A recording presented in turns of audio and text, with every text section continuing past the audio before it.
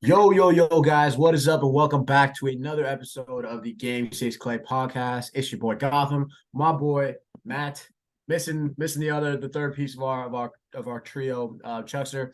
Matt had a buddy in town, and go have some fun, man. Listen to this pod. Hope we make you proud. But Matt, how you doing, man? Welcome back. How you feeling? Tell the Doing people how good, you feeling man. right now.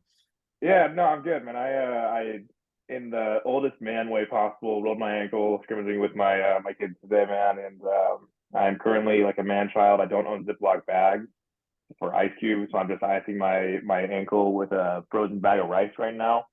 But other than that, As you man, I'm just should. happy to be here, dude. It's the two of us, you know what I mean? We haven't had a two-person pod in a minute. We're gonna miss you, Chuck, but we're gonna get after it, man. Let's boogie, man. As you're getting cozy over there on the bed with the ice pack. Oh yeah. Kind of on par with the Warriors, man. They were a little injured there before, but starting to come back now. Nice little segue into the first topic that we want to talk about today. And it's kind of just just your take, as we always kind of get to kick these things off. Just your reaction, though. Obviously, Steph's been back for a few games now. Warriors have been on a what is it, 5 game road trip. They've played 3 games so far. Beating the Washington Wizards last or 2 days ago on a back-to-back day trip to DC and Chicago. So the Warriors are now 2-2 without Steph, 2-3 without or with Steph, and then 2-3 with Wiggins back. This is kind of the you still don't have Kuminga and Wiseman and JaMychal Green. I don't know what happened to him. He's been out for a minute, but you're starting to get your pieces, your main pieces back. But the Warriors are still, kind of just hovering at that, 500 level team that we've been seeing. Losing some that Phoenix game was tough. The Chicago game felt like that was one that they kind of let slip away. And but 2 wins against San Antonio and Washington. So Matt, just kick us off, man. What's your take so far with the Dubs kind of just still teetering, really? Just every game is kind of is a battle. Honestly, so far it's just been surprising. I think we're really used to, we're used to Steph going out for at least once a season recently. It's not to call Steph injury prone. I hate that argument. The guy has had a massive giant fall in his hands. He broke his ass. Marcus Smart took out his knee last year, so on and so forth, right? But anyway, that's beside the point. We're used to these moments though where Steph comes back and the Warriors look rejuvenated. They look spry. They look like they're so happy to have back their anchor and their energizer, right? And this is the first time I feel like this has happened with the Warriors still. The energy didn't change, it's definitely back, right? And I think that's a combination of many things. I think this team is struggling in a way that, given the roster and the guys they do have, this team has not struggled in a long time, right? I don't think we've seen a team that has Steph and Clay and Draymond struggle like this in the regular season before, right? It just hasn't really happened. I couldn't tell you, I couldn't imagine they've been a 500 team with those 3 guys since 2012. I'd have to guess. Mhm. And so it's just really odd to see them handling the season the way they are right now, and you can just tell the energy is not there. And um, I gotta give you credit, man. The first you're a master narrative shaper, right? Because you're like, you start the pot off with things are getting great. I can't even, like, all of a sudden in my head things are getting better. I'm like, oh man, he's totally right. So I need to change my mindset. But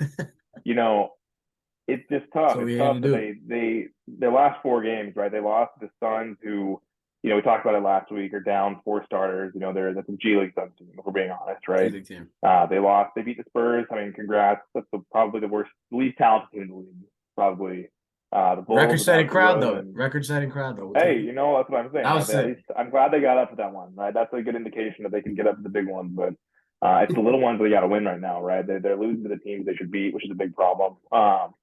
And so this team needs a spark right now. I'm hoping, this Boston game coming up, that can kind of, if they hate the Celtics, right? We know they don't like that town, they don't like that team. And I'm hoping that kind of wakes them up a little bit, because that could be a really huge win. But thus far, I think the biggest thing that stands out to me is just, we're so used to Steph coming back and this team being so ready to have him back and to explode. And we're still just, I feel like we're all just waiting and waiting and waiting for that run to happen. And it's seeming more and more to me, my pessimistic eyes, in this moment, which again, if the Warriors win tomorrow, will be a lot more glimmering and sparkly. It just seems that moment's not coming. That's me. Yeah. Gotham, where you at, man? No, I mean, I'm, not, I agree with you. But it's kind of been a different take. Mine has been, My reaction really is I can see that it's taking Steph and Wiggins a couple more like a few games to figure this out. I think Wiggins is still. I mean, that Washington game I think didn't shoot too well. Defensively, has been great. I think you definitely missed that. Just ability to put him on the other team's best players. But the offense is missing from Wiggs so far. And I think that's something that'll just come. You get more reps as get more shots up, you get good. And Steph too. I mean, I think that Washington game was a great bounce back for him. It was the first time he really looked aggressive. Even in that San Antonio game, I think he didn't play the fourth quarter. Chicago too, I think it was a rough shooting night, a lot of turnovers.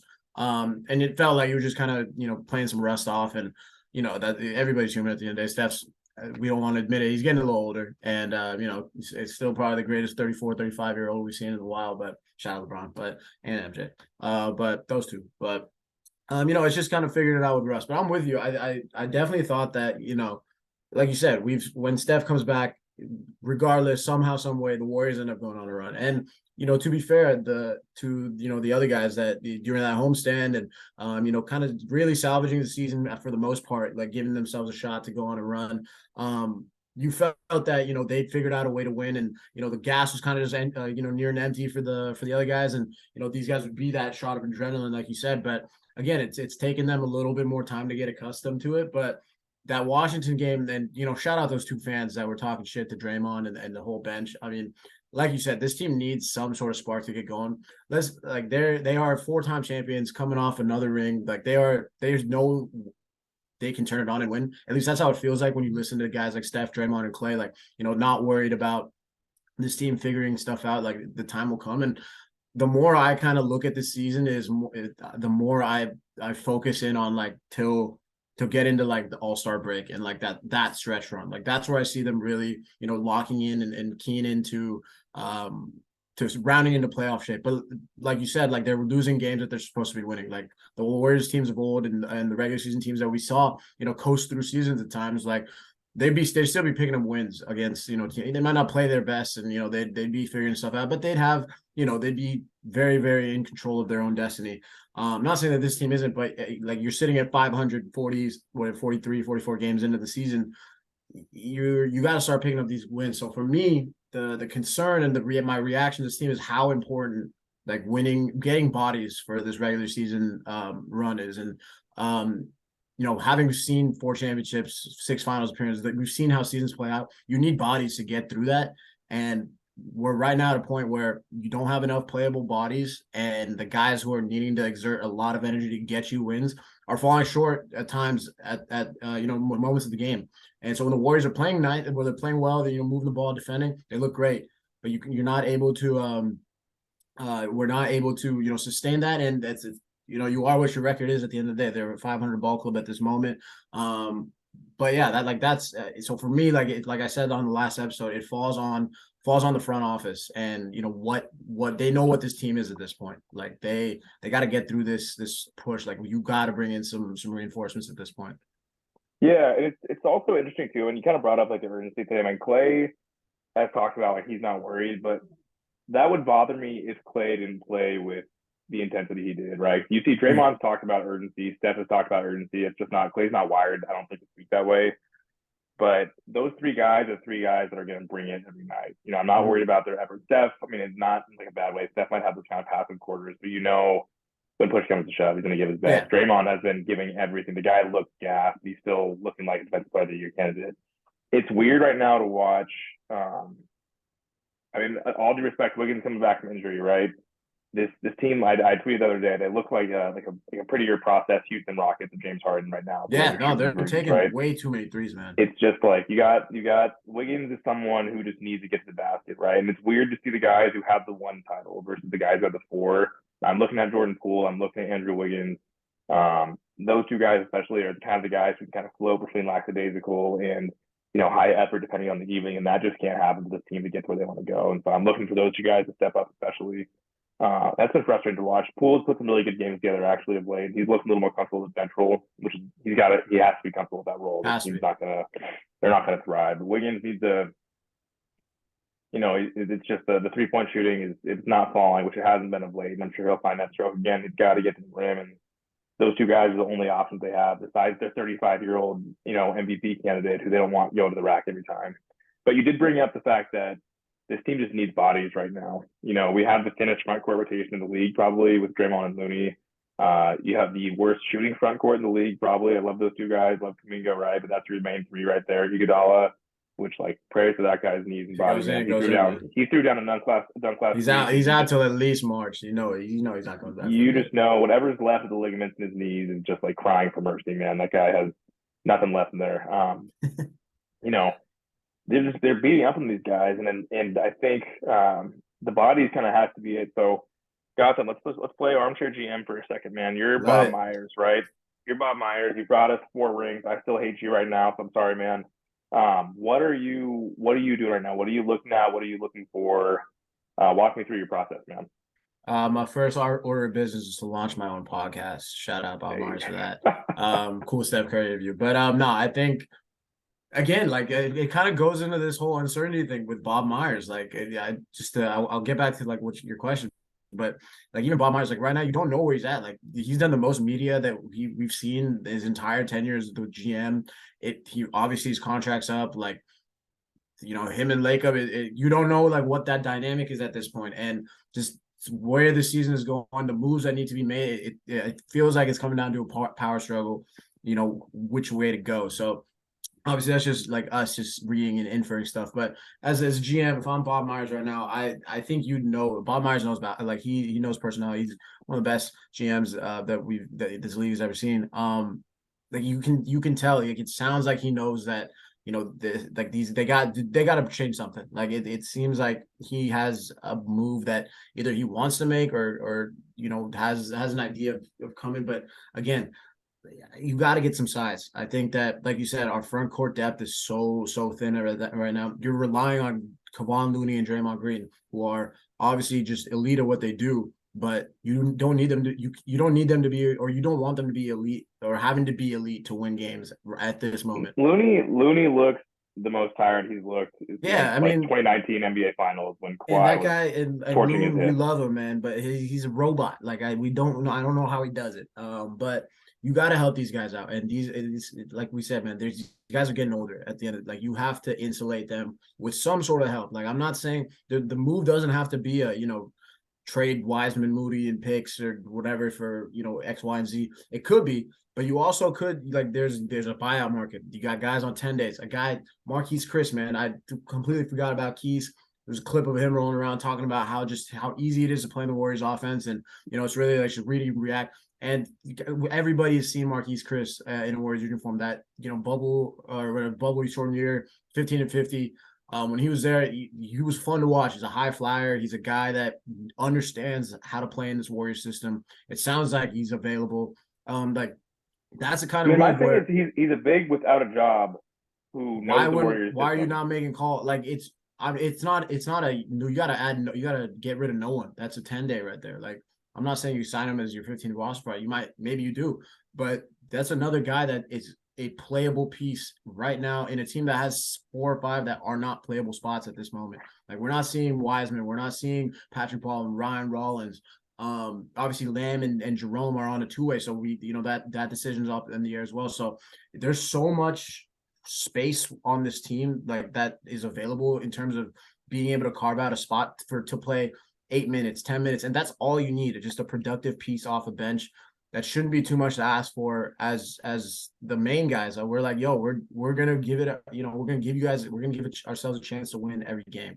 And for the most part, a lot of the Warriors' losses early in the season were ones that they were winnable games. I feel like a lot of them, especially early on, for the most part, were very winnable games. And so just to insulate this team, I saw something on Twitter the other day where someone was talking about, he was rewatching The Last Dance and he was like, why Michael Jordan, they were able to do that because they didn't have young pieces in there. And not to clown on the young guys, I think Kuminga has been great. Obviously Jordan Poole and you throw Wiggins in there and Patrick Baldwin's had his moments. Not to shit on the young guys, but you have to have some playable vets. And for those 2 vets right now to be Anthony Lamb and Ty Jerome, you just need more experience. You got guys in there. You need bodies.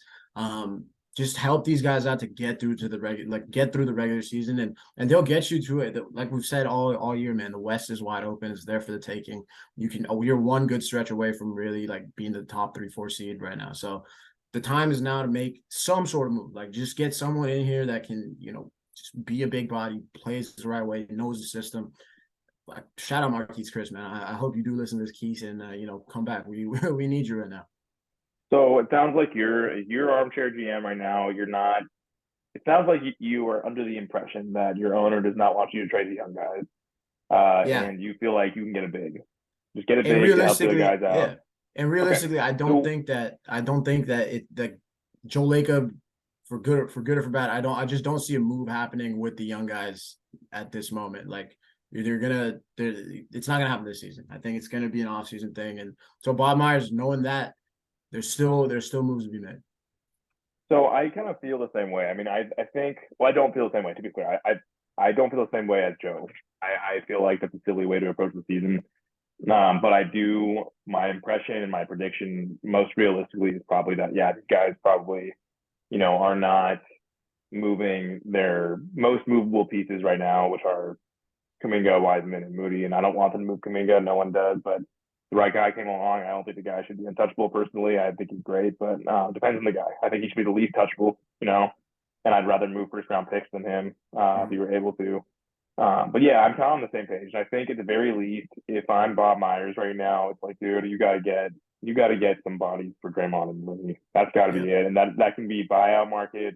That can be, like you said, it's just Marquise Chris being available and ready to go. That can be bringing back. I said last week, our guy Belly, right, would be thrilled. shout out. Move Michael Green in the second round pick for Andre Drummond from the Bulls. Like something Something like that, small where it's moves, just just these guys. There's no reason for Draymond and Looney to be playing basically 48 minutes a game at center combined, right? That just shouldn't be happening right now. And they look worn out because they are worn out. And this team has probably the best guard depth in the league right now with Steph Clay, or not Steph Clay, Poole, and DiVincenzo. Those are four starting caliber guards they have in their very, very good. so we saw some weird report today that the Warriors are interested in Peyton Pritchard, which I thought was odd, considering that Nah, they have. I we mean, Ty got Jerome DHA. is giving you most of that. Exactly. But no, it's just got to be a body. But if I were Bob, to be clear, I'm approaching this deadline with I'm not trading Kuminga, but I'm willing to trade any picks we have. I'm willing to trade Wiseman. I'm willing to trade All Moody on just the because table. Yeah, totally agree. I you, think, it's got to be it. like you said, like they have the pieces to get something, and like we've said also, it comes down to are you willing to sell on your number two pick on selling on Moses was a little easier. It's 14, and you obviously have future picks, but it comes down to are you willing to admit that you were wrong. And I feel like as we've seen this two timeline plan kind of play out, and how is it going to finish up? You don't want it to be the end of the dynasty. Like at the two timeline plan should never be like in place of It a shouldn't come dynasty at the that will cost unfortunately of your quest to at be all. the And greatest trio of your team's it would be history. an all time fumbling of the bag by Joe Lacob if he did that. Which is not to say that these guys aren't going to be good, but you have to prioritize winning when you can. And this team has the ability to do that this season. They just got to get through the gauntlet, man, and you get ready to win 16. Yeah, and it is all about just getting the dance, right? We said that all year, but I don't. It's this team is 5-17 on the road, and so I think having home court for a series at least is just so important. And again, I know you can kind of also reverse that logic and say, listen, the guys who will be playing those series, I do trust on the road, which is that's totally fair. But it's just the two timeline thing again, just to dive into this for a quick second, because this is the well that never dries Hot up, right? topic. Yes, it's always going. There can be two timelines, and those timelines don't have to be 12 years apart, though, right? You can trade for a guy like Kuzma, 26, 27, 28. That's fine. That's still younger than Steph by 6 years. That still it gives you good wing depth for the next 3 or 4 years if you re-sign him. I'm a big proponent for OG Anunoby. I know everybody probably is. The guy's an elite defender and shoots the ball pretty damn well. But you don't have to trade these guys. I'll go a step further. This two timeline plan doesn't have to be 6 young guys. It could be the guys you have right now, Kuminga, whoever it is. You can still get rid of Wiseman or Moody or whatever it is, and that's still a two timeline great plan. is what's great is championship experience. And Jordan Poole and Kuminga having 2 rings under their belt when they're 24 years old and 21 years old respectively. That sounds good to me for 5 years from now, right? Those are two guys who I trust to win with. Easily. So TBD, I think I'm on the same page as you as far as predictions go, though. it could be nothing, which would be a travesty, but it wouldn't surprise me horribly. But you got to add a big body who can play in this system. We know Chuck wanted us to shout out Dennis Smith Jr. and Mason Plumlee for the from the Hornets, which would Hornets. be sweet to kind of even just stabilize that guard depth a little more. And Plumlee's just a good basketball player, right? He's a good defender, and for what he'd give this team, again, it's just relief. That's all That's it all is. they It's just need. relief for those guys. In the meantime, he wouldn't touch the floor in the playoffs. I'm not putting a guy who changes hands every 4 months with free throws in a playoff game. But And that's the beauty of it. You don't need to get a guy that's going to help you in the exactly, playoffs. and You the just biggest it's dilemma very is soon. exactly right. The biggest dilemma is the Warriors, and this makes sense when you put it this way. When I thought about it this way, it made more sense to me. They don't want to give up things they believe in long term for things they cannot keep financially short term, right? Yeah. And so I get it, but let's say you trade Wiseman, get an expiring contract, you're keeping Draymond. You're keeping a guy who's more effective than Wiseman, and for the next 2 or 3 years, is probably going to be more effective than Wiseman would be. You're keeping Clay, who's looking more and more like Clay Thompson every week, right? Shout out, man. And it's you got to just it's tough. It's tough. So predictions, I think we're all on the same page here. Get it big at the very least, even if it doesn't cost. If it costs you Moody, do it. If it costs you Wiseman, do it. If it costs you a first or a second, just do it. But get some bodies. Get these guys. Like the All Star break is going to be huge for this team. Mm-hmm. Can't wait for it. Can't wait to see what happens. I can't. I'm sure it'll be a disappointment, but we'll see. Hey, we'll talk right through it, man. We got 3 good games coming up, man. We got the Celtics, the Cavs on a back-to-back, and then fly back home to play Brooklyn. Obviously without Kevin Durant, struggling a little bit with Kyrie at the center, but obviously still a very, very good team over there on the East. So 3, pretty top tier Eastern Conference opponents. 2 of them on the road.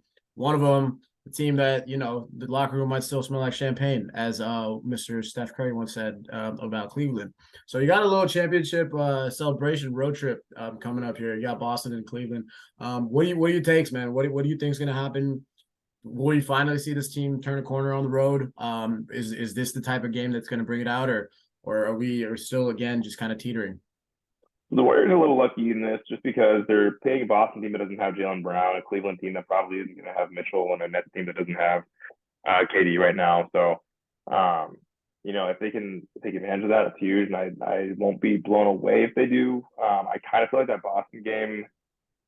I just like the team against Boston. I feel like there's some mental psychological stuff there where the Warriors don't really feel anything close to fear for this team. This is Boston's the best team in the league right now. To be clear, they're playing great basketball. Tatum's looking like a first team All NBA player. Like obviously the guy's an MVP candidate. Um, I think there's a chance to go 2-1 in this stretch. I think there's also a chance to go 0-3. The next game they got to win. Brooklyn's been floundering without KD of late, so that's got to be a game to take. And that's a game that should actually be fully healthy for the first time this year. Because Kerr was saying today he doesn't expect Kuminga to play tomorrow versus Boston, but he does expect him, or wouldn't be surprised if he played in Cleveland. In which case, it'd be reasonable to expect that the guy plays in Brooklyn. And if that were the case, this is the healthiest team we'll have been since November. So we'll take it. I think it's going to be a tough ask for Draymond and Looney against those two really quick bigs in Cleveland. It's a lot, and I think they can do it. I think again the team's down Mitchell, so it's possible, but it'll be interesting to watch those guys carry the load they've been carrying against 2 really good teams in the East. 100%, man. I think 2-1's a very, very apt prediction. Like you said, these teams are without some of their better players. I just feel good playing Boston. You're right there. That's a game that the team's going to get up for. They've throughout the season have been doing well in games that they need to get up for, and you saw it on Christmas. We saw it against the first Boston game. So I think that going back into that crowd, just the memories of what they did the last time they were there, hopefully powers them through, and they'll be able to get the dub. I'm with you. I think they might lose that Cleveland game. I think I wouldn't mind even just resting Steph, then Draymond, or Draymond and Looney. You're probably not going to play Clay, so don't mind not necessarily punting it, but again, just buying them some time. You got 3 games in 4 nights, like you said, and then Brooklyn back at home. I gotta have it, so I'll take 2-1. And I think that hopefully, we've had a few road trips, this year that haven't gone our way, and this one's they're at 2-1 right now with 1 loss. That maybe they should. I still don't think they should have lost that game. Just played badly. So, it's there for the taking. Again, until we see it, we can't really say anything about this team. Turning that corner. But they've had moments in the season where they've been there, and somebody goes down, somebody gets hurt, they drop a bad game. So hopefully this is the one where they can turn it around, and hopefully reinforcements are coming, man. It But really before we, feels like a good stretch where they can. It feels like a really good stretch. They can beat a few good teams. Their teams are down, but Boston is still, even without Brown, they're still one of the best three teams in the league. Cleveland, that one of the best three teams in the East. Brooklyn, there's still it's still a tough game. I don't think they're not going to blow any of these teams out, that's for sure. But this is yeah, a series, it's this gonna is be a a stretch dogfight. where it could be. If they went 3-0, I'd be astounded. But the fact that I don't think it's impossible says something, just given where they're at. And it could be a huge boon if they win this. They win these three, win two out of these three. You've beaten some good teams. That's a good way to go home. They have a little home stretch again, with a little momentum against some other good teams. That man, this has got to have a time of the season. They're approaching not DEF CON, but you're getting there, man. You got to start stacking up some of these regular season Dude, wins. I've been in DEF CON for about 4 months, man. That's fair, yeah. I mean, I'm Yeah, I'm approaching DEF CON regular season. Like, all right, we gotta start getting since some the wins Warriors on were two the. and three, man, I've been having sleepless nights and I've been eating less, man. It's been What a tough, dude. time! 2-3. That was a Yeah. good time. That was a good Oh, time of the gee. season. Before we get out of here, Matt, as always, you got anything to shout out, man? Anything coming up in the works? Nothing to shout out. Actually, that's not true. There is something to shout out. I'll be writing a Boston or a Cleveland Warriors recap on Friday night. So Hell yeah. stay tuned for that. You guys keep watching Chuckster on Twitter. He's always putting out the good threads and teaching us a little something about Warriors offense and defense. So stick out there. Gautam is he's the Twitterverse god. Okay, so follow him along. Okay. Hell yeah. Shoot the follow. Check out Matt Chuck's stuff, man. Shout out Chuck. Hopefully you enjoy this episode, man. See you on the next one. My shout outs for the Niners as always. It's playoff season, it's Cowboys Get a week. dub. Let's cap off the dream season, man. It's there for the taking. Fuck the Cowboys. Just hate that fan base, man. It's gotta be up there with like Lakers or Celtics or whoever other shitty fan bases that we deal with. Grizzlies, like I fucking no, yeah, the top two. Grizzlies and Hey, Cowboys hold on, real fans. quick before you go. Who got them? You're obviously my football world is just my dad, my brother, and you and Chuck, man. That's my connection to the Niners, man. I'll watch every week. Hell yeah. I'm trying to become closer with you guys, obviously, man. But is that true? The Seahawks were on the same lines as the Grizz, Lakers, and Celtics. Is that accurate? Yeah. I mean, the Seahawks. I mean, you got the rivalry of Seahawks fans and Barry fans. It's the one sport that they can actually they had something on us. Seattle though. We got them out of the way. Now move on to the Cowboys. Obviously historic fan base, historic rivalry. Sent them home last year. Sent them home last year. Sent them back home again this year. This is the best team we've had. So I got faith in Kyle. I got faith in Purdy. So get it done, boys. Let's go to the NFC Championship game and get that Lombardi, man. Let's do it. But other than that, man, thank you so much, guys, for listening. Again, appreciate it. Please keep checking us out. And yeah, until the next one, man. Peace.